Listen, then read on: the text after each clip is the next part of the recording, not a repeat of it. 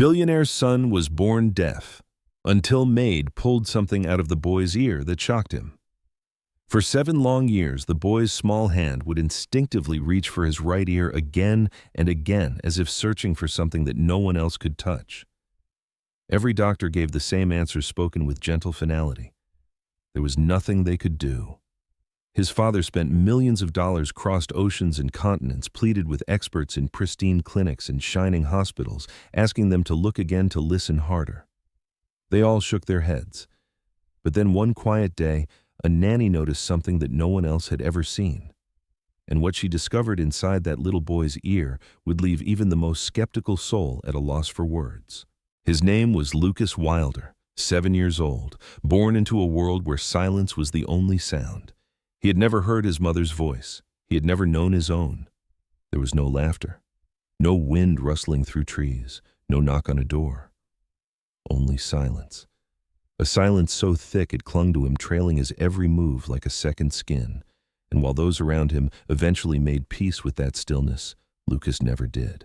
Day after day, his hand returned to his ear, his brow furrowing each time as if something there troubled him, something he could feel but not explain. He had never spoken, could not hear, but the pain was unmistakable. Ethan Wilder.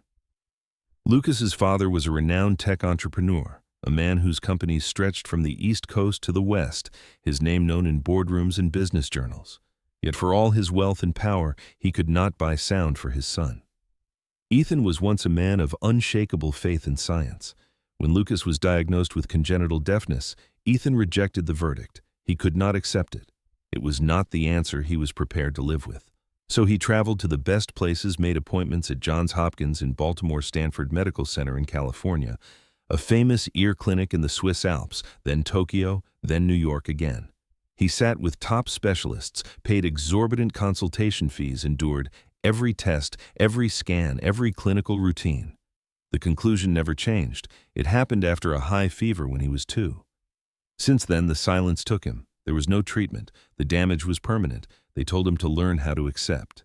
But Ethan couldn't. Lucas was all he had left. His wife Amelia had died giving birth to their son. It happened too fast, too much blood lost, and she was gone before she ever got to hear her baby cry. Ethan had held her hand as her eyes closed for the last time. The death carved a hollow space inside him that nothing would ever fill. Lucas became his only link to the woman he had loved, and so Ethan kept searching, kept hoping, kept fighting even when the rest of the world had already let go. What Ethan did not know was that the answer he had been chasing wasn't hidden inside an advanced medical center or tucked away behind the glass walls of a modern hospital. It didn't wear a white coat. The answer had quietly walked through the gates of his estate one morning, carrying an old suitcase, a deeply personal reason, and a heart unnoticed by most. Her name was Jasmine Cole, 28 years old, a Southern girl from the sun-scorched streets of Houston who had come north in search of work. She had no medical degree, no background in caring for deaf children.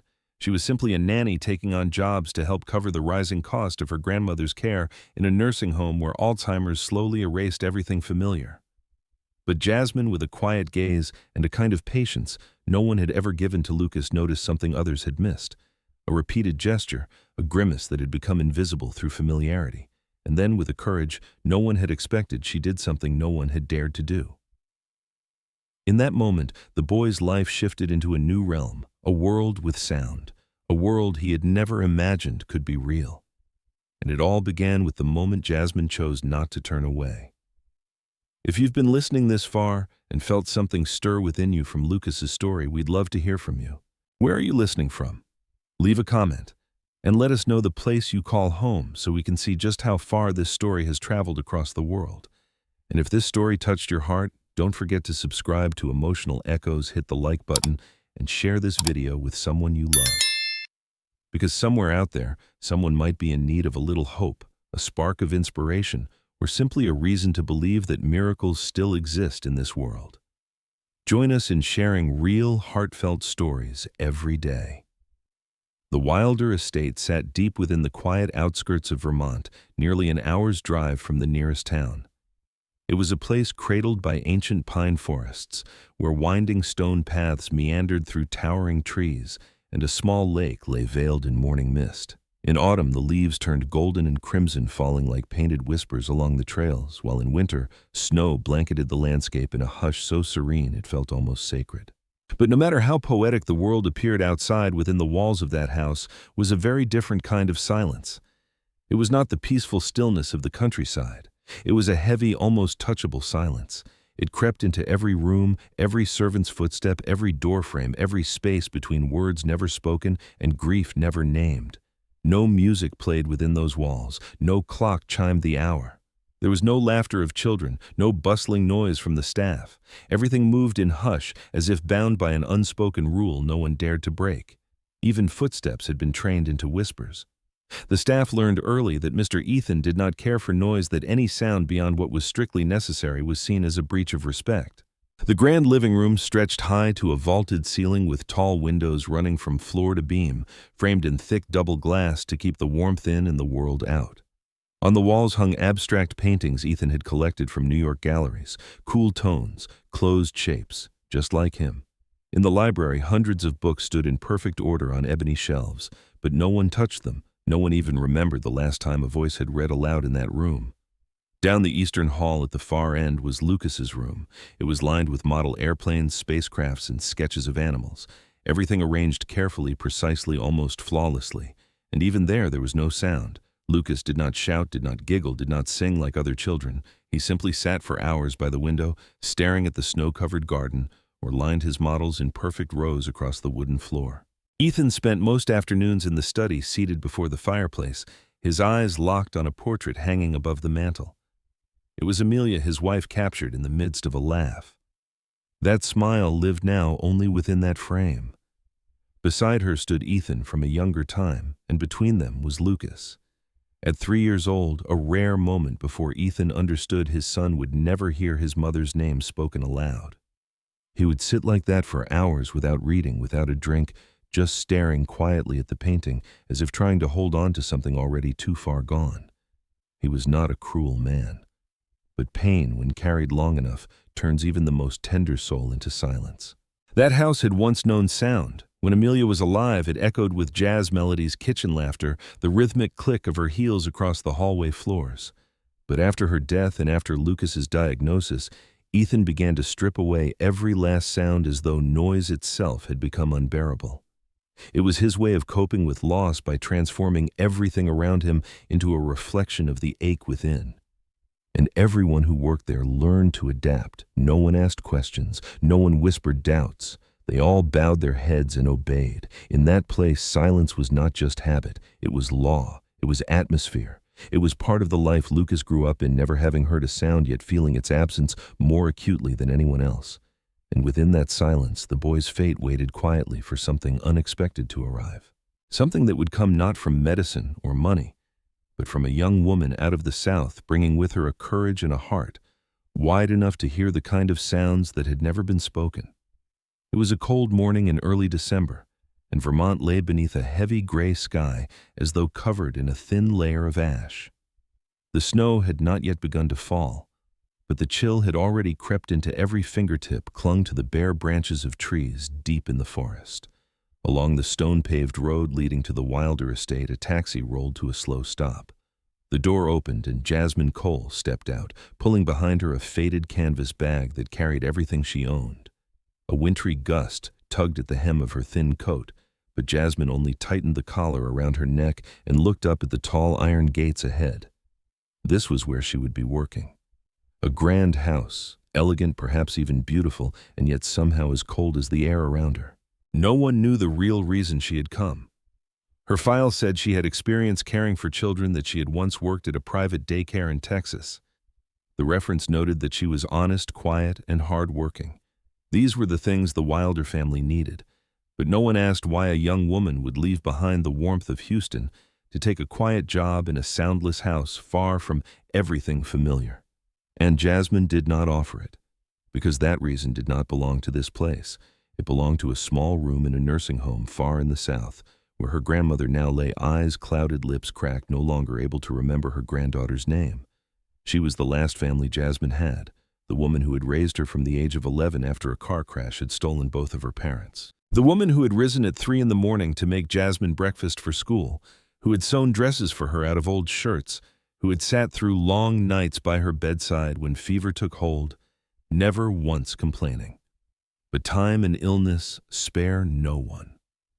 Her grandmother had been diagnosed with Alzheimer's over a year ago, and ever since her memories had faded like autumn light. The insurance only covered the basics. The better care was far beyond reach. For 3 months, Jasmine had fallen behind on the fees, and now the final warning had come. If payment was not made by the following week, the facility would move her to the public ward, where overcrowding, understaffing, and neglect were the norm. Jasmine knew what that meant. She had seen the elderly lying alone in corridors, their eyes empty, waiting for a hand that never came. She could not let that happen to the woman who had once held her world together. So when she saw the job posting for a live-in child caretaker at a private estate in Vermont, with a high salary and room provided, Jasmine did not hesitate. She packed everything into a single canvas bag, locked the door to her small rented apartment on the edge of Houston, and kissed her grandmother on the forehead one last time before leaving. Her grandmother did not recognize her, but Jasmine still leaned in and whispered softly into her ear, "I'll come back, I promise." And now she stood before the gates of a world where no one was like her, no one was waiting for her, and no one knew she carried a promise she had yet to fulfill. What Jasmine could not have imagined was that this promise, this departure, and all the fears she had buried in her heart would lead her to a moment that would change not only her life, but the life of a child who had never known sound, a child named Lucas. And so destiny began right there at the threshold where she had come simply to clean and care for a child, but would unknowingly step into the heart of a boy the world had been silent toward for far too long. Jasmine's first day inside the Wilder estate began in a silence so dense it felt almost suffocating. She was led through thickly carpeted hallways by Mrs. Halbrook, the family's long-serving housekeeper, passing walls paneled in dark wood and tall windows that looked out onto a forest already tinged with the breath of winter. Everything was spotless, orderly, arranged with such precision that it bordered on coldness. The staff moved quietly, almost ghost-like, avoiding each other's gaze, offering only the briefest nods in place of words. Jasmine didn't ask questions. She simply observed, listened, and stored it all away in the quiet folds of her mind. Near the end of the tour, Mrs. Halbrook stopped before a small room tucked at the far end of a secondary hallway. It would be Jasmine's quarters. The older woman looked at her with a sharp, measuring glance and spoke plainly. "You do only what you're assigned, no unnecessary conversation, no familiarity, and under no circumstance do you initiate contact with the boy. Mr. Wilder does not want his grandson disturbed. If you understand, nod." Jasmine nodded. She understood her place. What she didn't know was that within just 1 week, every rule she had agreed to would pale in comparison to what her heart would quietly ask of her. Lucas appeared on the 3rd day. He was sitting alone on the staircase in the grand foyer, right where the morning light from the overhead skylight poured down onto the cold marble floor. He was lining up tiny toy cars with near mathematical precision. His back curled slightly inward, his small shoulders folding in as if trying to disappear into himself. Jasmine stopped. She didn't approach, didn't make a sound. She simply watched from a distance. The boy didn't look up. There was no reaction, no acknowledgement.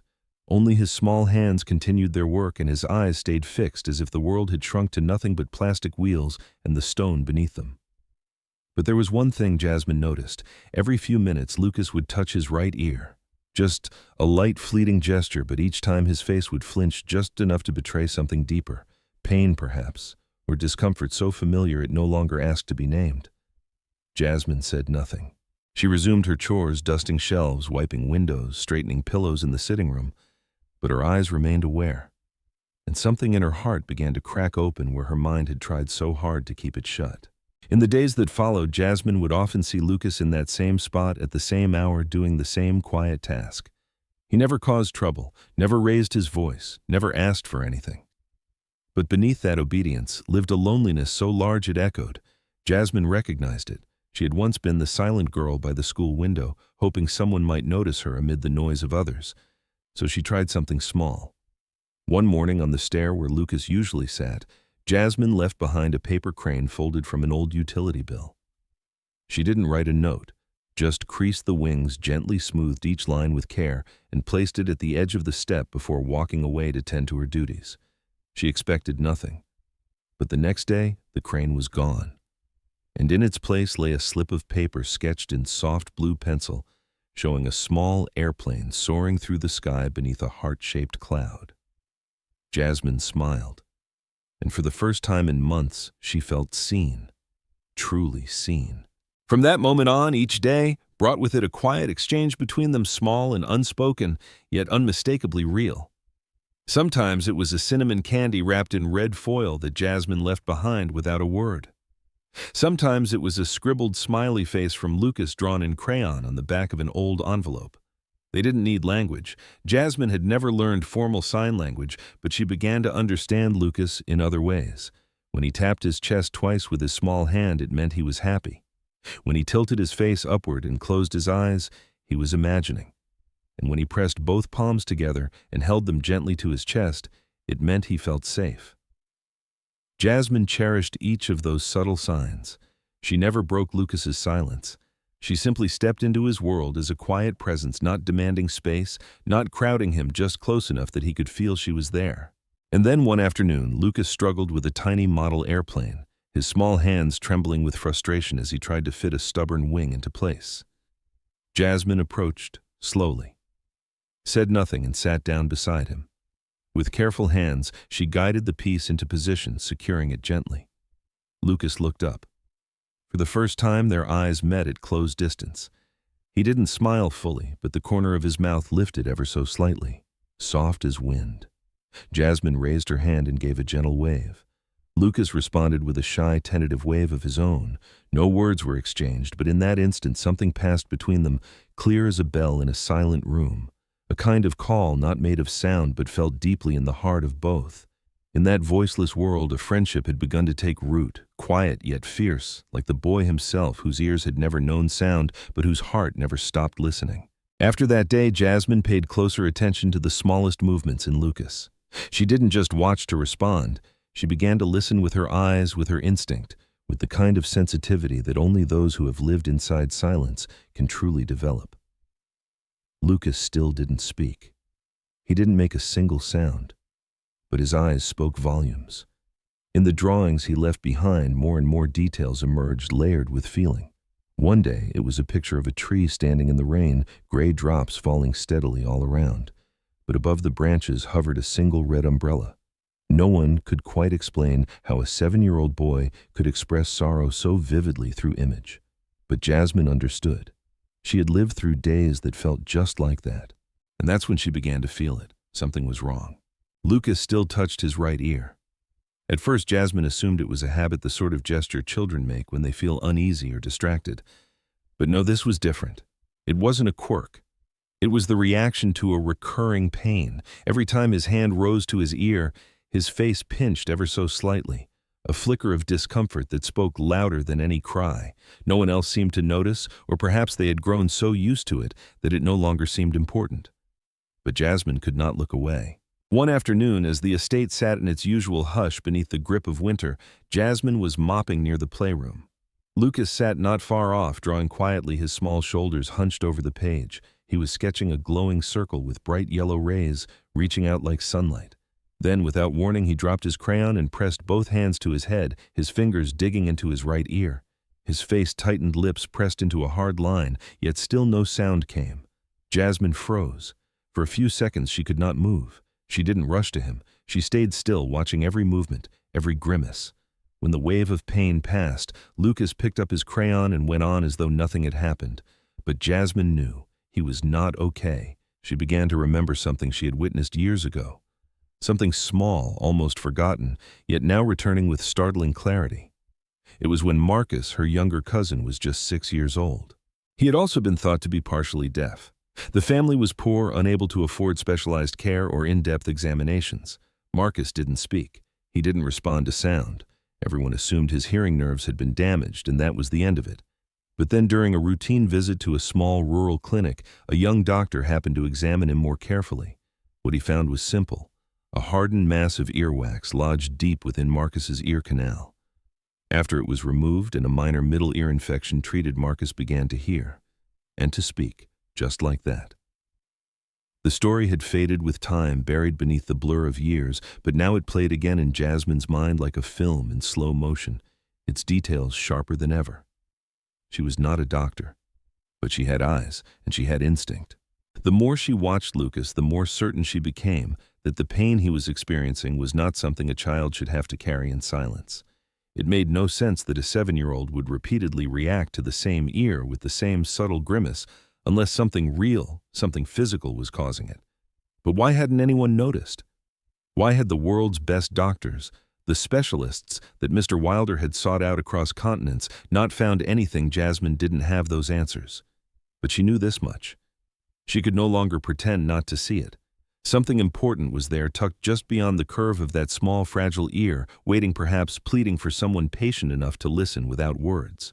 And then the question came, quiet but heavy, settling in her chest like a stone.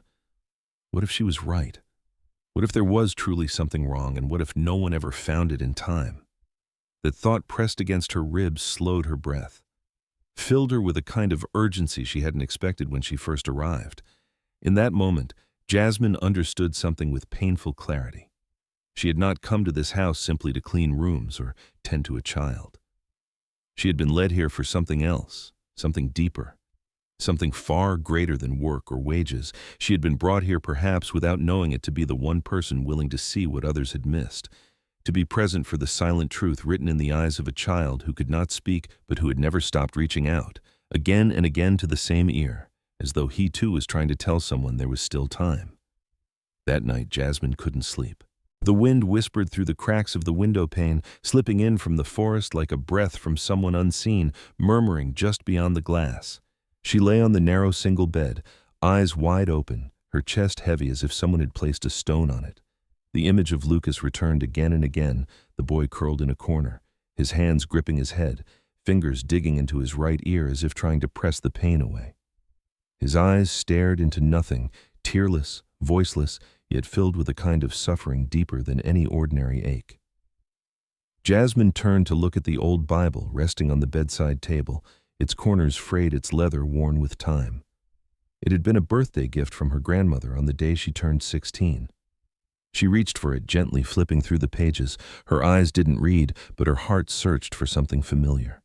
And in the quiet ache of the moment, a question kept echoing. What should I do? She was not a doctor, not a specialist. She was just a nanny hired to mop floors, change bed linens, and watch over a little boy during scheduled hours.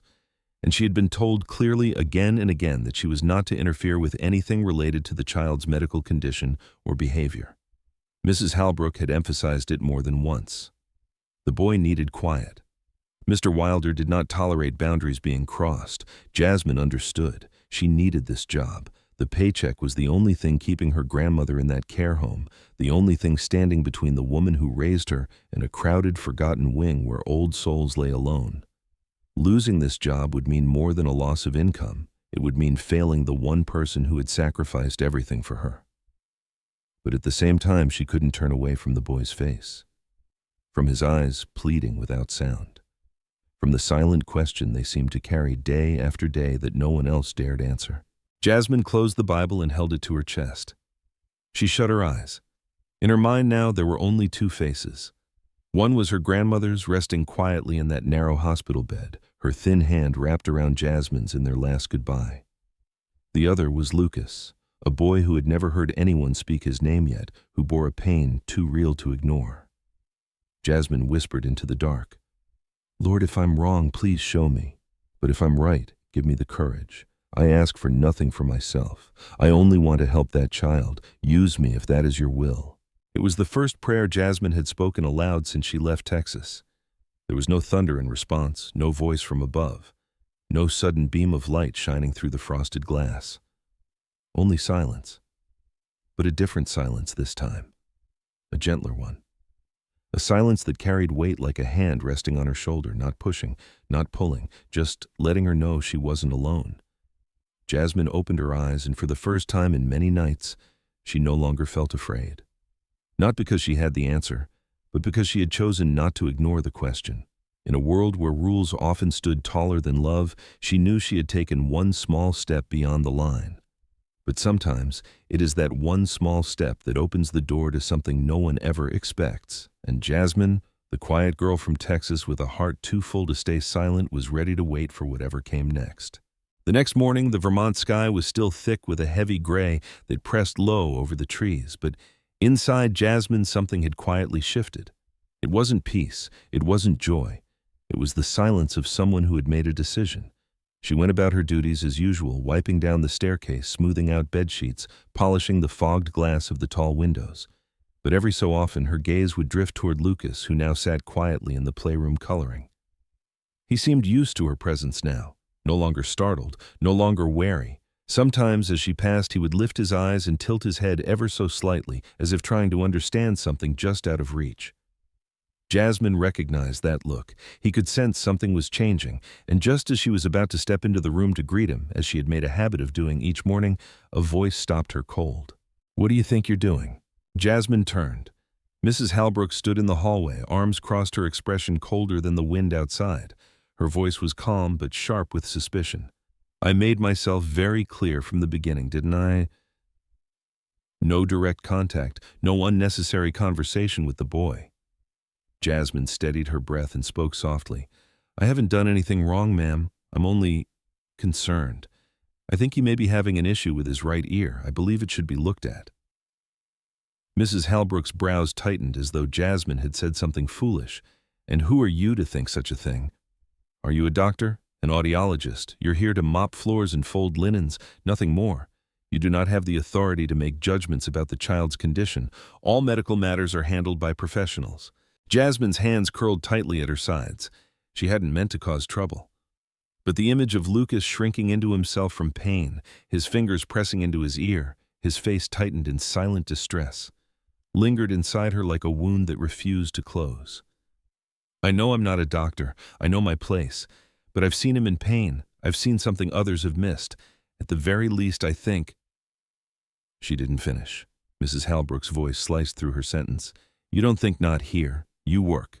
And if you can't tell the difference between personal kindness and professional boundaries, then perhaps this is not the right place for you." The threat dropped like a stone into still water, sending ripples through Jasmine's chest. She stood motionless, throat dry, the words caught just behind her tongue. She had known this moment might come, but it still clenched around her ribs like a tightening fist. For a brief second she wanted to apologize, to say she'd back off, that she'd do exactly what was expected. But then her grandmother's face rose in her mind, and Lucas's eyes, those quiet, pleading eyes, tugged her back like an invisible thread. Jasmine looked up and gave a small nod. "I understand. I'll be more careful." Mrs. Halbrook said nothing more. She watched Jasmine for a long, weighty moment, then turned and walked away, her low heels clicking against the floor in slow, deliberate beats like a clock ticking down. When she disappeared around the corner, Jasmine remained still, caught in the aftershock of that moment. She knew exactly where she stood on a narrow tightrope between right and wrong, between duty and conscience.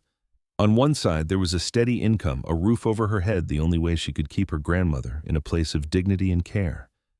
On the other, there was a little boy who had never heard a single word spoken aloud, who now seemed to be suffering in a silence no one cared to acknowledge. And between those two forces, the only thing keeping Jasmine from letting go was love.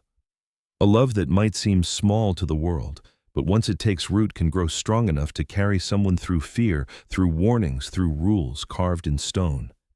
Jasmine walked back to her room, moving through the long hallway as if nothing had happened. But inside her, everything had changed. She was no longer just a caretaker following a routine. Now she carried a question no one had answered, a growing suspicion that refused to be silenced, and a kind of quiet that no longer felt like peace. It was the quiet that comes after a decision has been made.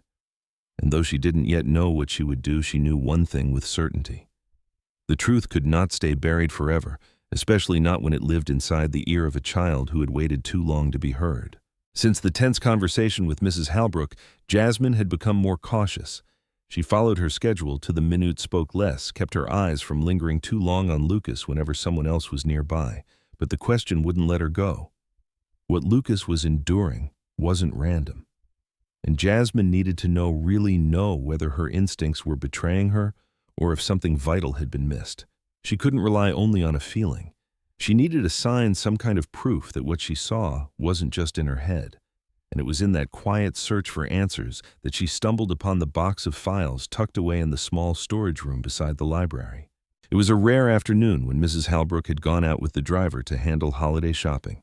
The house was quieter than usual, with only a few staff downstairs cleaning the kitchen. Jasmine had been assigned to dust and straighten a row of bookshelves near the window. As she knelt to clean the lower shelf, she noticed a narrow door behind it slightly ajar. Curiosity pulled her forward. She nudged it open and found a narrow side room barely big enough for an old wooden desk, a few drawers, and a filing shelf. Nothing remarkable, just rows of documents labeled by year. But then her eyes landed on a name printed on one file spine. Lucas Wilder. For a long moment she stood still, her heart thudding in her chest. She knew she shouldn't read it. She should walk away. But her feet didn't move. Her hand reached out. She pulled the file free. It was thinner than she expected. Inside were medical records from Lucas's first 3 years, copies of scans, test results, diagnoses, and prescriptions. Jasmine turned the pages carefully, her eyes catching on every line. And then she saw it. A faint, almost forgotten note written in pale blue pencil. Handwriting that looked unsure, a little rushed. Observation: possible obstruction in right ear canal. Further examination recommended, otoscopy advised. There was no follow-up entry, no updated report, no mention of whether the suggestion had ever been pursued. Jasmine read that line over and over. Her pulse quickened. Someone had seen it. Someone had suspected just as she did. But nothing had been done. No report from the otoscopy, no medication, no treatment, just a single sentence buried among normal test results, then silence. The trail ended there, forgotten. She flipped back to the cover page, the hospital name, the attending physician, a well-known private medical center in Boston, one of the places Ethan had taken Lucas when the boy was only 2 years old. She remembered what some of the longtime staff had told her, that Mr. Wilder had exhausted every effort to help his son, had traveled across continents, spared no cost. So why had this been missed, or worse, ignored? And then a thought crept in, soft as a whisper, but cold enough to chill her to the bone. What if it hadn't been overlooked by mistake?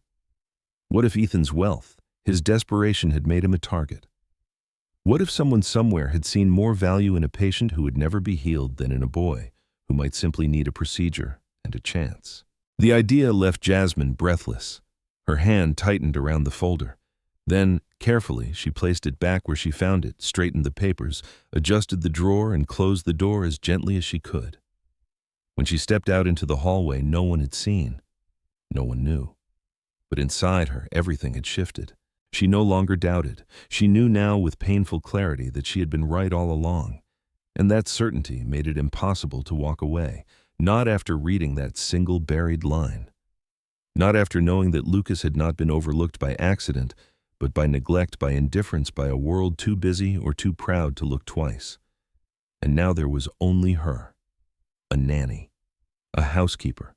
A woman with no medical title and no authority, but with a heart that broke a little more each time she watched that small boy touch his ear, as if he were still waiting for anyone to finally listen. That night, Jasmine sat still in her small attic room, her hand clutching the phone, too hesitant to press the call button. Outside, the cold wind swept through the bare branches of Vermont, rattling the window glass with a soft tremble. But inside her, the unease was louder. The note in the file echoed in her mind like it had been carved in fire. She wasn't a doctor, had no credentials, no authority to interfere, but she knew what she had seen, what she had felt. And more than that, she couldn't unsee the look in Lucas's eyes as he clutched his ear, his face tightened in silent pain. After what felt like forever, she tapped the screen, dialed the number. The phone rang a few times, then picked up. Her grandmother's voice came through, rough in age, but still wrapped in the same warmth it had always carried, like the blankets she used to tuck around Jasmine at night. The moment Jasmine heard it, she broke. Tears rushed out her voice, caught in her throat like a child lost in a storm. "Grandma, I don't know what to do. I see something's wrong, but everyone tells me not to get involved. I'm just the help. I don't have any right." On the other end, Ellie said nothing for a long moment. She didn't interrupt, didn't ask questions. She simply let Jasmine speak until the words poured out one after another, everything she had held inside for days. And when Jasmine finally went quiet, her chest tight, her hands shaking, Ellie spoke in a voice soft as water over stone. "Sweetheart, you don't have to be anybody special to know when a child is hurting." The words landed gently but with the weight of truth. Jasmine closed her eyes. Ellie continued, "When I raised you, did I ever need a degree to know when you had a fever, or when you were sad, or when something wasn't right? Your heart will always tell you. You know that, Jasmine. Don't let anyone make you doubt what you feel in your soul." Jasmine didn't speak, her vision blurred with tears. "But Grandma, I'm scared. What if I'm wrong? What if I hurt him? I could lose my job. I could lose everything. And you need me." Ellie drew in a breath, and when she spoke again, her voice was steady, stronger. "You're not wrong. A mother doesn't need to be a doctor to know her child isn't well. And a good person doesn't need anyone's permission to do what's right. I know you've always had a tender heart. That's not a weakness, Jasmine. That's God's gift to you. If something inside you says you have to act, then you act with love. And if something happens, I'll be here. They can take your job, your title, your place, but they can't take the goodness inside you. I believe in you." Jasmine couldn't find words to answer. She only sat there holding the phone tightly to her ear long after the call had ended. Outside, the first flakes of snow had begun to fall, soft and soundless, drifting through the trees like ash from some sacred fire. The wind moved through the dry branches, making a sound like a whisper, as if something ancient and holy had leaned in close. And in that quiet room, Jasmine no longer felt alone as she had hours before. She had no degree, no power, no official permission, but she had eyes that saw. She had ears that listened, and she had a heart that refused to stay silent while a child suffered. And tonight she had her answer not from a textbook, not from a doctor, but from an old woman in Texas who had taught her the one thing that mattered most. Love is greater than rules. And sometimes love is the only thing that can reach a soul lost in silence. The next morning, snow fell thicker than the day before. The grounds of the Wilder estate lay buried beneath a dense, untouched blanket of white, and the stillness it brought was not peaceful, but suffocating. Jasmine woke earlier than usual, her heart heavy yet strangely clearer after the call with Ellie the night before. Her grandmother's words still echoed in her mind like light breaking through shadow. Love doesn't require credentials. As she moved through the hallway toward the study where she typically began her morning cleaning, Jasmine heard something faint, something that didn't belong to the usual silence of the house. A soft, muffled sound. Not crying in the ordinary sense. It was more like a sob that had been locked behind the throat, a sound worn thin by years of holding pain in. It was the sound of a child breaking, not loudly, not dramatically, but quietly, almost apologetically. Jasmine followed it without hesitation. There, near the large window overlooking the frozen garden, Lucas sat hunched in a wooden chair. His small frame curled in on itself. He held his head in both hands, fingers clawing at his right ear, his body trembling in helpless spasms. On his pale face, silent tears streamed down, carving lines down his cheeks without a sound. No scream, no whimper, only pain written in every inch of him. Jasmine dropped to her knees beside him. She placed her hand gently on his shoulder. Lucas opened his eyes. They were red, swollen, glassy with panic. For a moment, he looked at her as if he didn't recognize her. Then something shifted. He didn't flinch. He didn't pull away. Jasmine mouthed the words, carefully moving her hands in slow, deliberate gestures. "Lucas, can I look? Just a look. I promise I won't hurt you." He hesitated, his small hand shaking, but after a long pause, he slowly lowered it from his ear. Jasmine leaned in, steadying her breath, tilting his head toward the window where the light was strongest. And there, reflecting faintly in the soft gold of morning, she saw it. A dark mass deep inside the canal of his right ear, not wax, not anything normal. It was thick, nearly black slick with moisture, and dense, like something that had no business being there. Jasmine felt her stomach twist. This was the source. This was what had lived inside him undetected and ignored, causing silent agony year after year. And it was almost exactly like what she remembered seeing in her cousin all those years ago. She swallowed hard. She wasn't a doctor. She had no license, no authority. But standing there eye to eye with the truth, how could she turn away? Lucas's hand clutched hers tightly, not with fear now, but with trust. In his gaze there was no resistance, only belief that she wouldn't hurt him, that she saw what no one else had cared to see. Jasmine squeezed his hand gently, a silent vow. She wouldn't act rashly, she wouldn't cause harm, but she could not unsee what was now so painfully clear. And from that moment on, there was no turning back. She had looked into the darkness, and now she had to bring it into the light. When his breathing finally calmed, she drew him into her arms. She didn't speak. She didn't try to soothe him with words he couldn't hear. She simply held him, let his shaking body lean into her, let him feel the warmth of someone who was there fully present, not out of obligation, but out of care. A real protective care. Later, she helped him back to his room, tucked the blanket around him, and sat at his bedside until he drifted into sleep. His face soft, the tension easing for the first time in days. But Jasmine didn't rest. She stepped into the hallway, looked up at the vaulted ceiling of the grand house where sound seemed to disappear, swallowed by the walls. And within her, something rose. A decision had taken shape. She couldn't keep still. She was no longer just a nameless worker in a silent house. She was the only one who had seen this pain for what it truly was. And tomorrow, if the pain returned, if the moment came, she would act. Not to be a hero, not to prove anything, but because she could not walk away from a child drowning in silence and despair. Not anymore. That afternoon, the cold in Vermont deepened sharp and unforgiving. The sky hung low gray, as slate thick with the weight of more snow to come. Jasmine sat alone in the laundry room, a white towel clenched tightly in her hand, so tightly, in fact, that the soft fabric had wrinkled beneath her grip. She didn't notice. In the pocket of her coat was a small pair of sterilized medical tweezers taken carefully from the first aid kit in the storage room. It was the only thing she had dared to take from the house, the only tool she had to prepare for what she wasn't even sure she had the right or the courage to do. Since she had seen the dark mass inside Lucas's ear, every minute had stretched into eternity. She knew the risk. If she touched Mr. Wilder's grandson, she would be dismissed on the spot. Maybe sued. Maybe blacklisted from work forever. But even that fear had grown small beside the look in Lucas's eyes. The quiet, unwavering trust of a child who had never been able to ask for help, but was now asking with every breath, every tear, every trembling gesture. That trust had turned Jasmine's fear into resolve.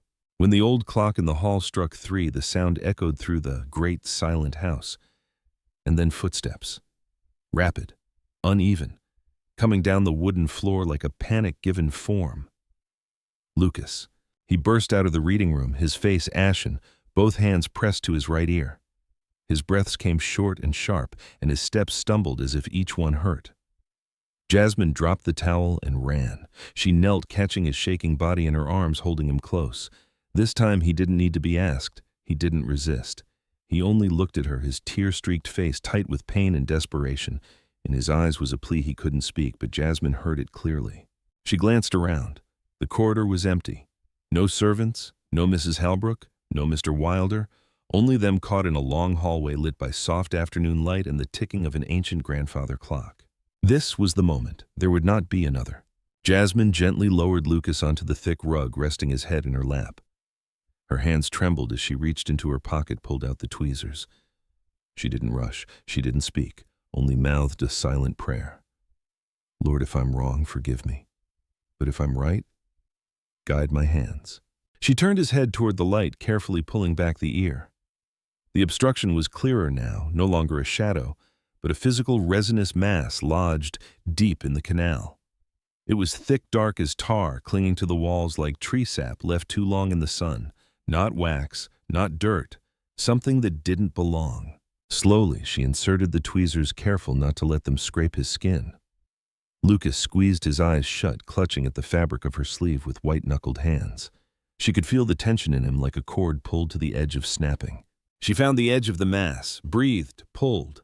It shifted slightly. She paused, adjusted, tried again. The object resisted, holding fast to the boy who had carried it unknowingly for years.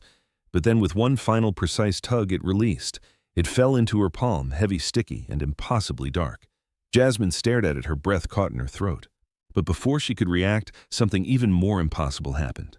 A sharp, gasping breath, then another. Lucas inhaled deeply, as if for the first time, as if air itself had just been invented. His eyes opened wide, wider than she had ever seen, filled with astonishment. He looked around, startled, unsure. And then he pointed to the grandfather clock. His eyes were wide, filled with a sudden overwhelming shock. He flinched at the sound, his hands flying up to cover his ears, then slowly lowering them again. He looked at the clock. Then at Jasmine, his mouth opening and closing as if trying to catch the invisible vibrations in the air. He tried to speak, but no words came. Only a raw, guttural sound tore from his throat, a sound he had never heard himself make. It wasn't a word. It wasn't father. It was just a cry. But to Jasmine, it was the most beautiful music she had ever heard. And Jasmine broke. The sob came from somewhere deep within her, from a place where pain and joy collided so fiercely that she could barely contain it. She gathered Lucas in her arms and held him tightly, almost fearfully, as if afraid the moment might slip away.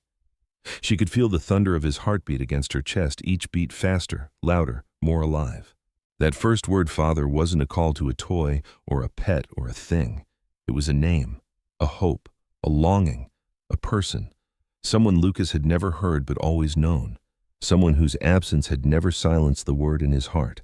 And Jasmine understood then without question that love was more powerful than any rule. It could lift a child out of silence. It could guide an unqualified woman to the one place she was meant to be, to do the one thing no one else had dared. Lucas began to listen. He heard the sound of his own feet as he slowly stood, the quiet creak of the door opening, the echo of footsteps down the staircase. Every sound made him pause, marvel, breathe. But through it all, one word stayed with him, and he whispered it again, softer now, but clearer. Father. Jasmine could only hold him, forehead pressed gently to his whispering words of gratitude that didn't need to be heard, to be understood. You can hear now. You really can. And in that stillness, everything else fell away. The past didn't matter. The future could wait. All that remained was the now, a child stepping out of the shadows, and a woman who knew with absolute certainty that if she had to give up everything, her job, her safety, her reputation, to be here for this moment, then every cost was worth it. Every sacrifice, every risk, every lonely step along the way had led here, to this single breath of wonder, to this one sacred sound. The doors of the Wilder estate swung open, and the sharp echo of Ethan Wilder's polished leather shoes struck the marble floor with a rhythm that announced authority. He had just returned from an emergency trip to New York, where millions of dollars had moved between contracts, boardrooms, and back-to-back negotiations. His phone was still in hand, buzzing with unread emails. But no notification, no alert. No assistant had warned him about what was waiting for him here, something not penciled into his calendar, not bound by his control, and impossible to reschedule like another meeting. He unwound his scarf, pulled off his gloves, his eyes as cold and precise as ever, sweeping through the quiet hallway. The silence in the house remained intact, just as it always had. But a few steps later he stopped. There it was, something faint, an unfamiliar sound rising from the upper floor. Laughter. Not loud, not wild, but real and utterly out of place. It wasn't a sound he recognized, yet it struck somewhere deep in his chest, knocking the breath out of him. He climbed the stairs with hurried steps. The laughter faded, replaced by a murmur almost like a whisper. He turned down the hall toward the study where Lucas often sat alone. And what he saw when he entered stopped him cold. On the thick carpet, awash in the soft slant of winter afternoon sunlight, Lucas was sitting, not hunched over, not withdrawn as usual. He was smiling, holding a small alarm clock, pressing it to his ear, then away again, listening. And beside him, Jasmine. Her hands were trembling, one cradling something dark and wet, something strange, like it had been pulled from a place where it had never belonged. Her other arm was wrapped around Lucas, gently, protectively, like a mother. But what broke Ethan's voice before it could even form was the streak of blood smeared along Jasmine's fingertips, and the sheer terror on her face the moment she looked up and saw him standing there. Jasmine stood quickly, as if caught in an unforgivable act. Lucas stayed on the ground, not yet understanding the shift. Ethan's steps thundered forward. He reached for Lucas first, pulling the boy gently but firmly behind him. Then he turned to Jasmine, his voice sharp as ice. "What did you do to my son?" Jasmine opened her mouth, but no words came. She lifted her hand instead, palm up, revealing the black mass she had removed from Lucas's ear. Her voice cracked. This was hurting him. But Ethan cut her off with a roar. "You're not a doctor. You had no right. Who gave you permission to touch my child?" Lucas flinched at the sound. He stood abruptly, rushed toward his father, tugged at his sleeve. His lips moved unsteady, trembling, but fighting against the fear. "Dad, don't." Ethan froze. The word hung there between them, unfamiliar and fragile, but unmistakably real. It was Lucas's voice, Not a repetition from a machine, not a guess or a sound from someone else's lips. It came from his son. After 7 years of silence. He looked down at Lucas, whose small hand gripped his wrist. The boy said it again, quieter now. "Dad." Ethan took a step back, shaken to the core. The anger inside him dispersed like smoke in the wind. But then his gaze dropped again to the blood on Jasmine's hand, to the thick tar-like mass in her palm, still slick and horrifying. And fear rushed in. A deeper fear than joy could reach. A fear that maybe, just maybe, his son had been put through something dangerous, something reckless, something beyond his control. He turned and shouted, "Security."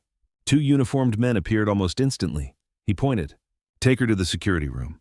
Jasmine didn't resist. She simply turned to Lucas, offered a small, calm smile, and whispered, "It's okay. Everything's going to be all right." Lucas tried to pull free, had tried to run after her. His voice cracked in panic, sharp and raw. "Don't take her." It was the first time his voice had filled the house, not as an echo, but as a force. The cry rang through the corridor like a bell breaking stained glass, shattering the silence that had ruled for too long. But it was too late. Jasmine was already being led away. Ethan stood frozen in the hallway, his son beside him, his son who could now speak, now hear, his son who had finally touched the world and reached out for love. And he knew. Something enormous had just broken into their lives, something he couldn't fully understand, not yet, but it was real. And soon, very soon, he would have to face it. Just not today. Jasmine was led away between 2 guards, her steps slow but steady. The wind from the hallway window caught her hair, lifting it gently, while the dried blood on her fingertips remained untouched, an unspoken testimony of what no one else had dared to do. But she had. Behind her, Lucas tried to run, but Ethan held him back. The boy thrashed against his father's grip. Eyes wide, filled with a panic Ethan had never seen. "Dad, don't take her." Lucas's voice broke into the silence like a thunderclap slicing through the cold, polished halls of a house that had known only stillness. Ethan staggered beneath the weight of that sound. He had never heard his son speak. Not a word, not a syllable. 7 years of silence, and now his boy was screaming, not in pain, but for her, for Jasmine. A woman he had hired only months ago, a woman with no degree, no accolades, no reason to be trusted, and yet in Lucas's eyes she was everything. Ethan froze. He turned toward his son, stunned, watched as those small hands reached forward, desperate to grab hold of something already slipping away. Lucas called again, voice trembling, but firm. "Don't take her. She didn't do anything wrong. She helped me." Ethan turned to look at Jasmine. She had reached the end of the hall now. The guards held her by the arms, but she looked back, not in fear, not in defiance, but with one thing etched plainly across her face: worry. Not for herself. For Lucas. The door to the security room creaked open. Ethan moved toward it, words gathering behind his lips, then faltering. He looked down at his own hand, then at the sleeve of Jasmine's coat where blood had stained the fabric. For a moment he had believed that blood was a mark of harm. But now, with every word his son spoke, the illusion unraveled. What he had assumed to be threat was in truth rescue. What he had feared was recklessness, was in fact love. He stood still as everything he thought he knew collapsed around him. And yet he said nothing. Because Ethan Wilder was a man who had spent his life building walls of money, of logic, of order. He did not yield to emotions. He did not let go of control. And more than anything, he feared one thing above all others: being wrong. Being the father who had missed what truly mattered. The security door slammed shut behind Jasmine, sealing her away from the world as though her presence had been a mistake. Inside the cold, bare room, she sat on a wooden chair, hands resting quietly in her lap. She made no calls, offered no defense. She simply placed a hand over her heart and prayed that Lucas was okay. Outside, the boy stood still. His breath came in short, uneven bursts. His eyes were red, swollen from tears he had never learned how to shed until now. Ethan reached out, laying a hand on his son's shoulder. But Lucas pulled away. "You can't do that to her." His voice was soft, but every word landed like a blow. "She's good. She made me hear." Each syllable struck deep, cutting through the silence Ethan had spent years pretending was peace. He opened his mouth to respond, but nothing came out. He had no script for this, no prepared line for the voice of his own son speaking truth. And so he said nothing. He turned and walked away, leaving Lucas behind, alone with the sound of his own sobs falling like rain in a house that had never known the storm of a child's pain. That night, the Wilder estate was silent, just as it had always been. But this time it was not the silence of control or decorum. It was the silence of reckoning, of a father caught between two worlds, one shaped by wealth, certainty, and pride, the other born in a fragile voice just now found, and the terrifying realization that maybe everything he had been built on sand. And at the center of it all, in a cold room behind a locked door, sat a woman without power, without position, without protection, accused not of betrayal or negligence, but of loving a child too much. Ethan sat in silence through the long hours of the night, alone in his office, without sleep, without even opening his laptop. He simply stared at a photograph resting on his desk. The picture, faded with time, captured a family of 3 during one of their rare countryside outings. His wife Amelia was beaming as she held Lucas, then just a baby of 1 year. And there he was too, a young man still convinced that money could fix everything, smiling with that naive confidence of someone who believed he had life under control. But now, as that little boy spoke his first words, Ethan found himself completely at a loss. Outside the window, the snow fell in thin, steady waves, and the wind struck the glass with a force that seemed to be trying to rouse something long buried within him. On the desk, his phone screen remained lit, showing an electronic medical file that had just been sent. It was from Jasmine. Before she had been escorted into a secure ward, she had managed to secretly record some medical information and asked the new housekeeper to get it to him. Ethan opened the file. His eyes froze when they reached a single red line in the scan of Lucas's right ear taken 3 years ago. A dense, abnormal mass had been detected in the ear canal. Further examination and possible removal were recommended. He scrolled quickly past a long list of doctors, technicians, private clinics, and renowned hospitals, yet not one had provided a follow-up.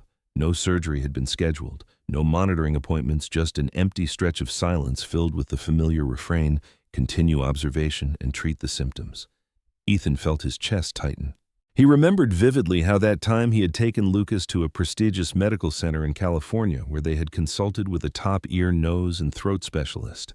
He had paid hundreds of thousands of dollars for a single round of advanced diagnostics, and all he received in return was the usual verdict: congenital deafness, untreatable. But clearly someone had known. They had seen it, and they had stayed silent. He dialed the office of the lead doctor who had overseen the case back then. The ringtone echoed each chime, pulling him back as if urging him to reconsider before uncovering the truth. A soft female voice answered. "Good morning, Dr. Raines's office. This is Ethan Wilder. I need to speak with him." A brief pause followed. "Please hold a moment." Then came a low male voice on the line. "Mr. Wilder, it's been some time." Ethan didn't waste words. 3 years ago, you examined my son Lucas. Do you remember the note about the obstruction in his right ear?" There was a short silence followed by the sound of pages being turned. "Yes, I see the line. But at the time I was informed that the family didn't wish to pursue further intervention." Ethan tightened his grip on the phone. "Informed by whom?" "Mr. Wilder, I don't know what to say. We were so focused on the neurological scans. We were looking for complex brain damage, examining the MRI for congenital defects. We assumed it was deep within the nerve." The doctor's voice faltered, heavy with realization. "We never thought to look for something so simple in the outer canal. We were looking for a complex disease, and we missed the obvious. It was professional arrogance, and I'm deeply sorry." Ethan said nothing. His hand trembled. A misunderstanding. Or was it because he was a billionaire, a walking wallet everyone wanted to keep around as long as possible? Silence meant continued therapy, continued payments, continued revenue. He asked if that foreign body had been removed earlier, could my son have heard? The answer came without hesitation. Very likely. He might even have been able to hear years ago. Ethan collapsed into his chair, still holding the phone as if afraid to let it go. Everything Jasmine had said, every action she had taken had been right. She had done what the entire medical system had failed to do. And he, the father who believed he had done everything for his child, was in fact the one who had allowed the truth to be buried simply because he had placed too much trust in credentials, reputations, and the polished facade of professionalism. Hanging up, Ethan looked out at the morning light beginning to break. The snow was still falling, but this time it did not feel so cold. He stepped quickly out of the room. There was still someone he needed to see. Not a doctor, not an investor, but a young woman from Texas who had once knelt beside a child the whole world had overlooked. Ethan drove away from the estate in the bitter cold of morning, barely noticing the snow that continued to drift gently from the sky. His car moved quietly along the road lined with trees blanketed in white, and in his chest his heart felt like stone. The image of Lucas calling out Daddy lingered in his mind like a wound that refused to heal. And the doctor's voice, the confirmation from Rains, still pierced through him like sharp, deliberate cuts. Ethan had always believed he was a devoted father, a man who had spared no expense to save his son, who had flown across continents, made appointments with the world's most renowned specialists, placed his trust in hospitals adorned with accolades and prestige. But this morning that belief lay shattered beneath the weight of truth. The very people he had trusted without question, those who wore white coats and held clipboards, not as tools of care, but as price lists, had seen the foreign object lodged in his son's ear and decided to do nothing. Why? Because he paid too well. Because a mute, deaf child would generate more consistent revenue than one who could speak and hear. Ethan recalled every time he had asked for updates after appointments, the carefully worded responses that offered reassurance, the firm yet distant handshakes. And above all, he remembered Lucas's eyes whenever he failed to respond to the world. The boy had once tried to draw the clock on the wall, had pointed to it, then looked to his father as if trying to say something. But Ethan had missed it. He had not seen, had not heard those small, quiet signals, because he was too caught up in chasing what he thought was best.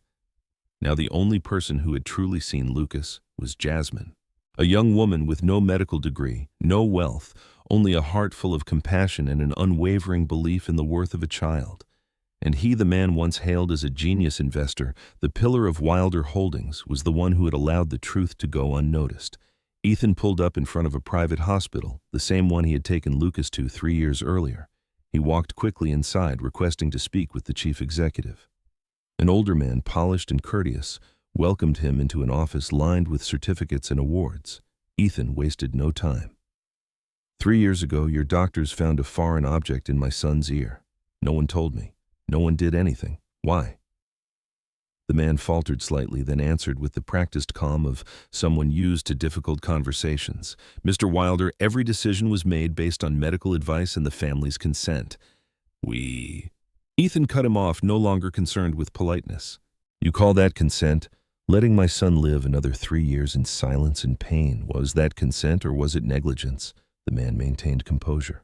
I understand your emotions, sir, but Lucas's case was complex.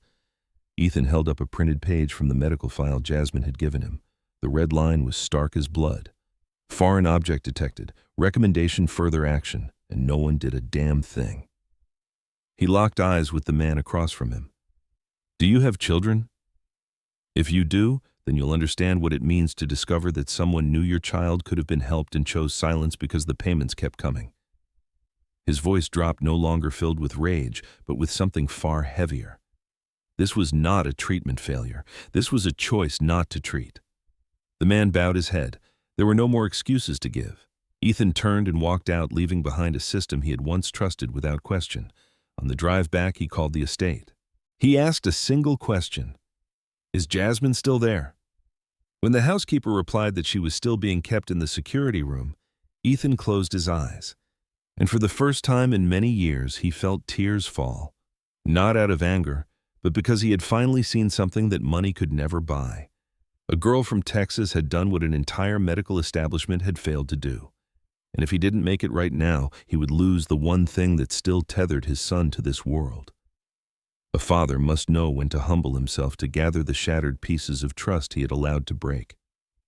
And Ethan was ready to kneel not for forgiveness from the world, but for the child who had once called him father. Just once. And forever. The security room door opened in the quiet stillness of midday. Jasmine was still sitting there, her hands clasped tightly, eyes cast down toward the cold tile floor, as if she were having a silent conversation with God in the quiet corners of her soul. For hours she had neither asked nor protested nor demanded anything. She had simply waited, not for vindication, but to know if Lucas was safe. When the sound of footsteps echoed into the room, she did not lift her head right away. Not until she heard a voice she recognized, no longer sharp like a command, but trembling like someone holding on to hope by its last thread.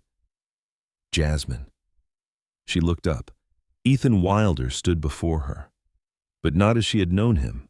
Gone was the sharp suit, gone was the cold, calculating gaze of a man used to control. In front of her was a father. His eyes were red, his face drawn with exhaustion, his hands clenched tightly as if to keep himself from falling apart. She rose to her feet, nodding softly. "I didn't hurt your son." Ethan took a step forward, then suddenly dropped to his knees. She froze. A man like him, a man the press called unyielding, was now kneeling before her in a small, forgotten room with no one watching. His voice cracked as he spoke. "I'm sorry.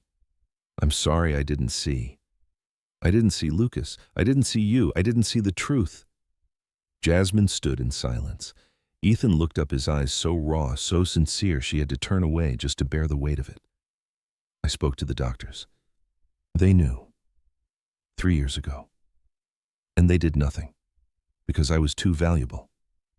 The young woman looked at him, her lips pressed tight. She had never needed proof. All she needed was for him to see. And now he did. Ethan stood, his hands still trembling. "You can hate me. You don't ever have to forgive me. But today I want to thank you, not for helping my son here, but for teaching me what the world has forgotten, that a child doesn't need money, doesn't need legacy. He just needs someone to truly listen, even if he's never spoken a word." Jasmine stepped toward him slowly. Her eyes no longer held the cautious watchfulness they once had when she arrived at the estate. Now there was something deeper. The understanding that forgiveness isn't forgetting. It's the courage to open your heart and move forward together. She spoke softly. "I'm not anyone special, Mr. Wilder. I'm just a nanny trying to earn enough to care for my grandmother. But I once watched my cousin live in silence for 6 years because of a tiny obstruction. And I promised myself, if God gave me a chance to help another child, I wouldn't look away." Ethan closed his eyes, nodding quietly. Jasmine bent down, picked up the coat she had left draped over the chair, then looked back at him. "Lucas needs you, now more than ever, but he doesn't need a billionaire. He needs a real father." Ethan stood as if those words had stirred something awake in him. He said nothing, just turned and opened the door. Before stepping out, he looked back. "Will you stay?" Jasmine gave a faint smile. "If Lucas still needs me, then I'm not going anywhere." Ethan nodded, and in his eyes was a flicker of trust restored after years of being lost. And as they left the room together, both of them knew that in this strange and quiet meeting, the one who knelt had not been diminished. He had been transformed. He was a father who had found the courage to admit he was wrong. And she, a girl who never thought herself a hero, had become the light, guiding a child who was just learning how to hear the world. On the way out of the security room, Ethan said nothing. He walked quietly beside Jasmine, his hands buried deep in his coat pockets, fingers clenched as if holding himself together. The long hallway stretched ahead, leading toward the room where Lucas was being cared for by a nurse. Light from the window panes fell across Ethan's face, casting shadows that deepened every line etched into his brow. Jasmine walked beside him in silence, but it was not the silence of distance. There was something different now between them, something calm, like a quiet understanding shared by two people who carry the same pain. The only difference was that one had just learned to live with it, while the other had known it far too long. They stopped at the door. Through the glass, Lucas lay curled on his side, a small medical device fitted snugly over his ears. He was listening to something, perhaps soft background music from a nearby speaker, or the gentle voice of the nurse reading to him. Whatever it was, his face shone with a kind of wonder, like a child seeing a rainbow for the first time. Ethan watched his son for a long moment, then turned to Jasmine. "You changed his world, with nothing but your eyes and a heart that refused to look away." Jasmine didn't answer. She knew this wasn't a moment for praise. This was a moment for a father to relearn how to truly listen to his child. After a while, she spoke quietly. "You know, my grandmother used to say, God doesn't use the powerful. He uses the willing." Ethan looked at her, his expression softening. He thought of all the people who had passed through Lucas's life. Doctors, specialists, teachers, private tutors. Every one of them carried credentials and impressive resumes. But not one had stayed long enough to notice a little boy who kept touching his ears. Not one had knelt close enough to see the pain he couldn't voice. It had taken someone no one expected, someone no one noticed, to unlock the world of sound for his son. Ethan lowered his head. "I thought money could buy me every answer. I was wrong." Jasmine placed a hand on his shoulder, light as reassurance. Sometimes the answers come from the people we least expect. What matters is that you chose to believe the truth when it came, even if it came late. He nodded, then slowly stepped into the room and approached the bed. Lucas looked up, his face lighting up like dawn breaking over a quiet landscape. "Daddy." Ethan's voice caught in his throat. He sat down, pulled his son into his arms and held him close, feeling the rhythm of that small heartbeat pressed against his own. In that moment, he was no longer a billionaire, no longer a CEO, no longer the man who once believed he could control everything. He was simply a father who had just found his child's voice. When he looked back at Jasmine, she was still there, standing just outside the doorway, smiling quietly. He said softly, "Thank you. Not for helping him hear, but for helping me hear my own heart again." Jasmine bowed her head, and for the first time since she'd stepped into that mansion, she saw light, not just streaming through the windows, but shining from within a man who had once lived in the shadow of reputation and regret. Sometimes, to find the light, you don't need to stand on a pedestal. You just need to kneel at the right moment and have the courage to listen to a silent child who's been trying all along to speak. The first morning Lucas awoke in a world filled with sound was a winter morning. The hospital window had been left slightly ajar, just enough for a soft breeze to slip through, carrying with it the faintest chirping of sparrows outside. That sound was small, barely more than a whisper, but to Lucas it rang out like the golden trumpet of angels. His eyes flew open. He turned his head toward the noise and sat up straight, his fingers instinctively reaching to touch his ears, as if afraid that the dream had vanished, that the miracle wasn't real. Jasmine was seated near the window, holding a cup of hot cocoa still trailing steam into the cold air. When she saw the look in Lucas's eyes, she understood immediately. He was hearing something. She walked toward him and gently placed a hand on his shoulder. "That's the sound of birds singing," she said softly. Lucas looked up at her, his lips parted. "Bird." He echoed the word, still strange in his mouth, but each syllable glowing with wonder. After breakfast, Ethan brought his son home from the hospital. The car moved slowly along a snow-covered road that led back to the Vermont estate. Lucas pressed his face to the window, mesmerized, watching the snow fall. For the first time, he could hear it snow tapping gently against the glass. It was unlike any sound he had ever imagined. Soft, crisp, delicate, like a secret being passed between angels. Ethan pulled over at the side of the road, opened the door, and let his son step out. The wind rushed in, cold and bracing, but Lucas didn't flinch. He stood there in the middle of the white expanse, lifted his head to the sky and laughed. His first laugh. Ethan froze. That sound he had dreamed of hearing it years ago during long nights alone by the fire, clutching only a photograph of Amelia and the child who never once called him father. And now that laugh rang out like cathedral bells, filling the quiet hollow in his chest with light. Jasmine stood on the porch, holding the scarf she had meant to bring out for Lucas. But she didn't move forward. She stayed where she was, letting the two of them stand alone in that beginning world where every sound was a first gift. In the days that followed, Lucas discovered more and more of what the world had to say. The gentle music of the piano his mother once played, now polished and tuned. Ethan had hired a music teacher, but Lucas needed little instruction. He listened to each note with his entire being, then played them back with a tenderness that made grown adults fall silent. He heard water rushing in the bathroom sink, the soft crackle of logs burning in the fireplace, the rattle of wheels on gravel. Small things most people had grown too used to noticing, but to Lucas each one was a miracle. What he loved most, though, was the sound of wind. Every afternoon, Jasmine would take him out to the back garden. They would sit beneath the large maple tree, the same one where Lucas had once sat alone, silently watching the world pass him by. Now he would tilt his face upward, close his eyes, and let the wind move through his hair and into the collar of his coat. The wind brought with it the rustle of leaves, the scurry of squirrels darting across the branches, the invisible rhythm of time passing. One day Lucas asked, "Does the wind have a voice, Miss Jasmine?"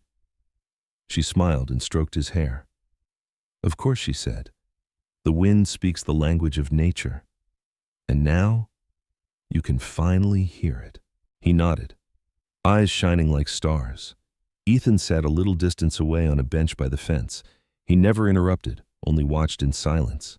Each time he heard his son ask a question, each time he saw him listen with awe. He felt his own heart returning to its true rhythm. a rhythm he hadn't recognized in years. In this world, an was not just the movement of air, not merely vibration or noise. It was the confirmation of life.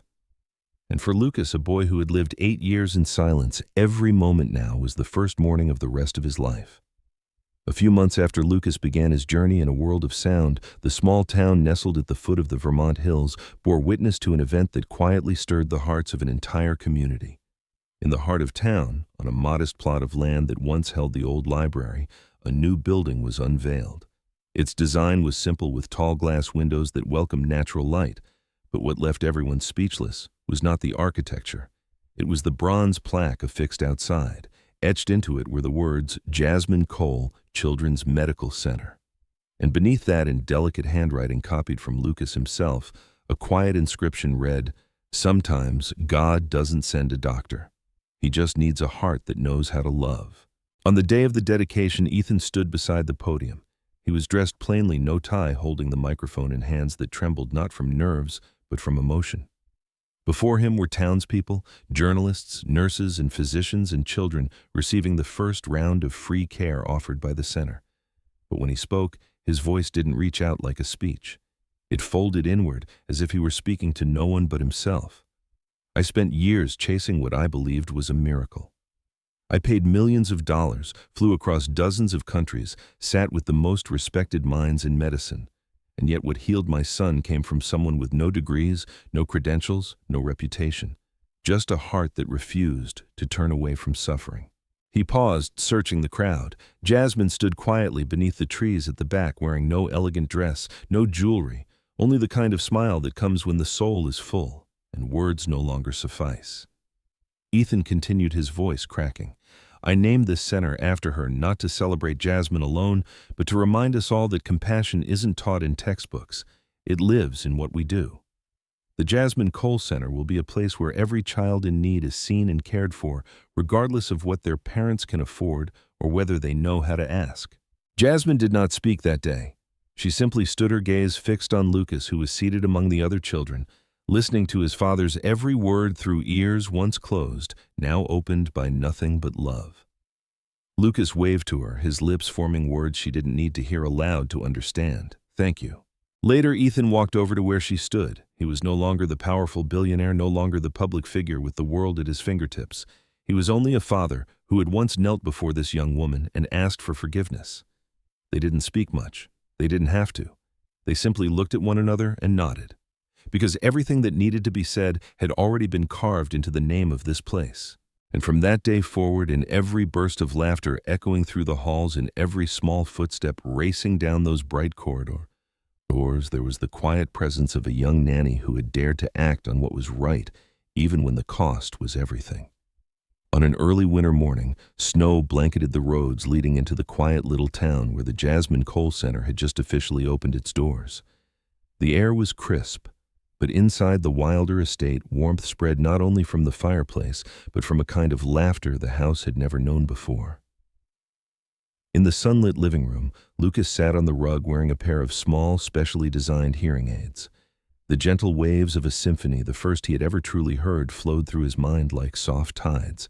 He closed his eyes, a quiet smile on his lips, then suddenly turned to his father, his eyes shining with emotion. "Daddy, I can hear something." Ethan knelt beside him, wrapping his arms around Lucas. "You hear that? That's my heart, son. It's beating for you, for this moment, for the miracle you've just received." Lucas placed his hand on Ethan's chest, nodding as tears streamed down his face, the smile still holding. In that quiet moment, nothing more needed to be said. Love requires no sound, and sometimes a single heartbeat says everything. Lucas's story is not just about hearing. It is about a father learning to truly see his son with his heart. It is a reminder that there are things money can never buy, but which can be healed through care, courage, and belief. Jasmine is no longer a nanny. Today she serves as honorary advisor at the center that bears her name, a place where each day children are properly examined, heard, and treated with dignity. Still, she holds on to her simplest ritual. Each morning she makes a cup of tea, visits the clinic, and pauses in the hallway where Lucas once left her his first gift, a paper crane now framed in glass and hanging proudly on the wall. Perhaps today's story touched your heart. If you believe in miracles, If you believe that love has the power to change a life, share this video with someone you care about. Subscribe to Emotional Echoes to hear more heartfelt stories every day. And tell us, what did you feel on this journey with Lucas and Jasmine? Did you see a part of yourself in this story? Is there someone in your life who once helped you quietly without titles or reward? Don't hesitate to leave a comment below. We're always listening, not just with ears, but with heart. Thank you for joining us on this journey with Emotional Echoes. We wish you good health, a joyful life, and peaceful days surrounded by those you love. Until next time.